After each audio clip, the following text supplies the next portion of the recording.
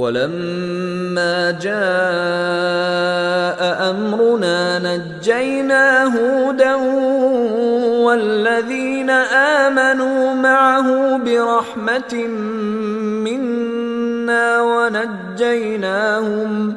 وَنَجَّيْنَاهُمْ مِنْ عَذَابٍ غَلِيظٍ۔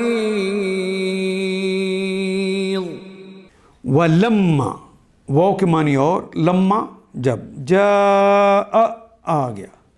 ہم اردو میں اسی کلمے کو الٹا کے کہتے ہیں آجا، اور عربی میں کہتے ہیں جاء آ گیا، ماضی ہے۔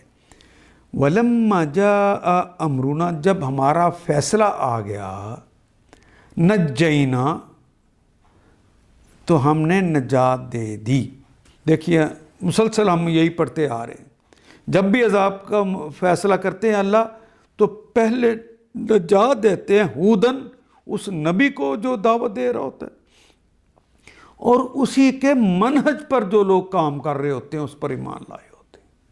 والذین آمنوا معہ جو اس پر ایمان لائے، اپنی اپنی مرضیوں سے نہیں، یہاں یاد رہے میں سنی ہوں، میں شیعہ ہوں، میں دیوبندی ہوں، نہیں، اپنے نہیں، جو اسی پر ایمان لائے اپنی ذاتوں کی نفی کر کے۔ والذین آمنوا معہ جو ایمان لائے اس پہ، برحمت اپنی رحمت کے ساتھ، من سے نہ ہماری، اپنی رحمت کے ساتھ۔ والذین آمنوا معہ برحمت ہم ان کو نجات دے دیتے ہیں اپنی رحمت کے ساتھ۔ ونجیناہم وہ اور نجینا، اب وہ کلمہ استعمال کیا ہے، اور نجات دے دی، نجا ینجو نجاتن اردو میں استعمال ہونے والا کلمہ ہے۔ من یہ بھی اردو میں استعمال ہوتا ہے، عذاب غلیظ یہ بھی اردو میں استعمال ہونے والے کلمات ہیں۔ غلیظ فعیل کے وزن پر جو ہمیشہ رہ جانے والا سخت عذاب ہے، اس سے ہم نے انہیں نجات دے دی۔